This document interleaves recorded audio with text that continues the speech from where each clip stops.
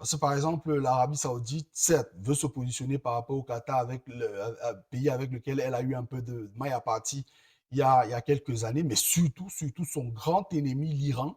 Quand je parle de religieux, c'est que certes, les deux pays pratiquent la religion musulmane, mais l'Iran est beaucoup plus chiite et l'Arabie Saoudite est sunnite. Et donc, aujourd'hui, il y a une véritable volonté pour les deux nations de pouvoir imposer justement son courant musulman aux nations aux alentours. On a par exemple vu l'influence de l'Iran sur le Yémen, sur l'Irak notamment, avec où on retrouve de plus en plus des zones beaucoup plus chiites.